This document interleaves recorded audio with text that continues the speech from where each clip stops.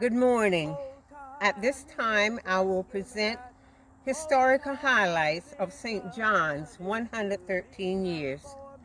St. John United Methodist Church began in the early 1800s under the leadership of these four men: Reverend J.W. Thomas, Brother J.M. Martino, Brother George N. Elmore, and Brother Daniel Smith.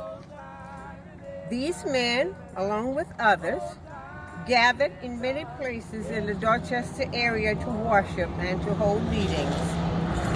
However, the distances made it difficult for many, and as a result, a centralized location was selected.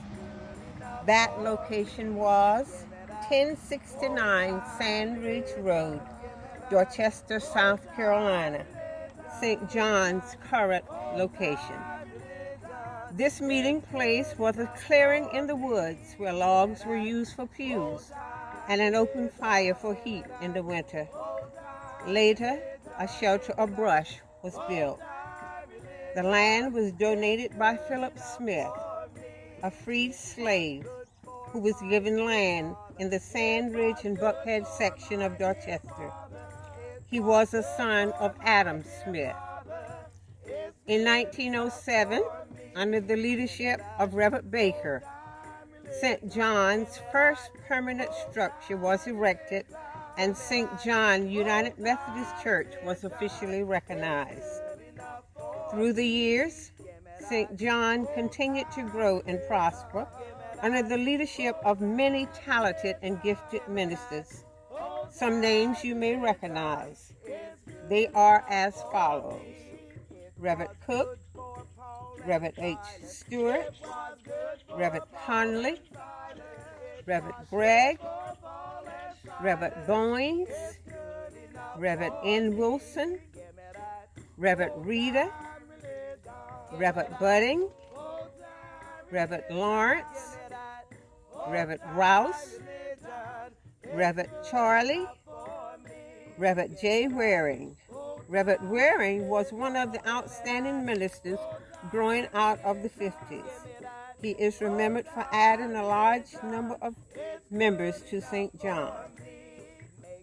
Reverend E. M. Wiley.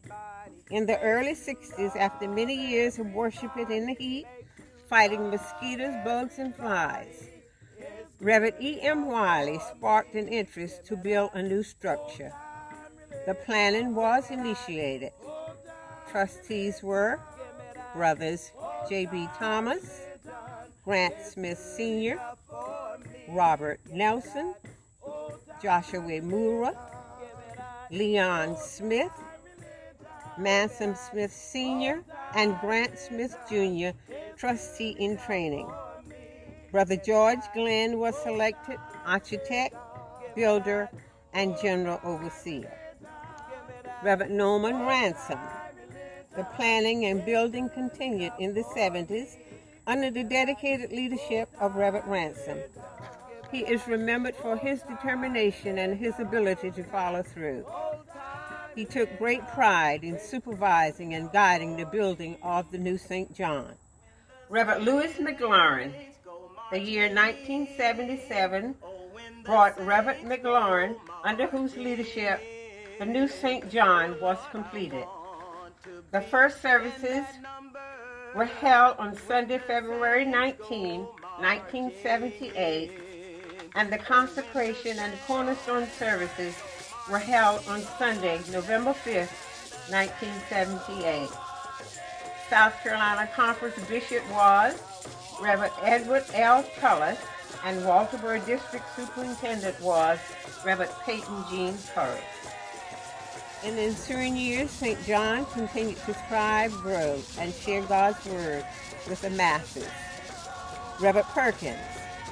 Reverend Perkins led St. John for a short while in the 80s. Reverend William H.D. Bowser. Reverend Bowser served St. John faithfully for 10 plus years. He initiated and oversaw the planning and the building of St. John's Fellowship Hall. Reverend Mark D. Mitchell. In 1997, Reverend Mitchell, an inspirational, caring minister with outstanding leadership qualities, continued to lead St. John. He led St. John for almost 20 years. His first task was to encourage leaders and members to refinance and pay off the mortgage on the fellowship hall, a task that was thought to be impossible. It was accomplished, and the mortgage burning services were held on Sunday, January 11, 2004. He also spearheaded many other upgrades and projects in the community and at St. John. His dedication, leadership, and service will always be remembered. Reverend Lisa Way. Reverend Way, appointed in 2016, was our First Lady Minister. She continued to lead St. John with vigor and with zest. Reverend Laurie Michael Jamar Tomlin.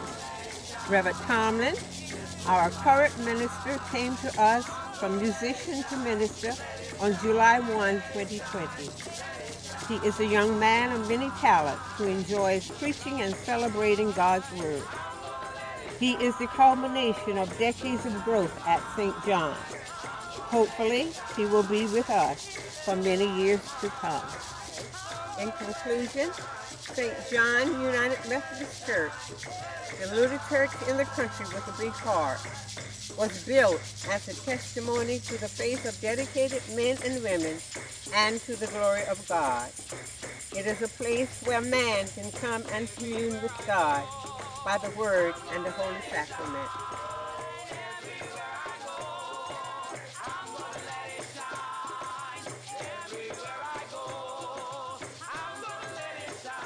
Let it shine.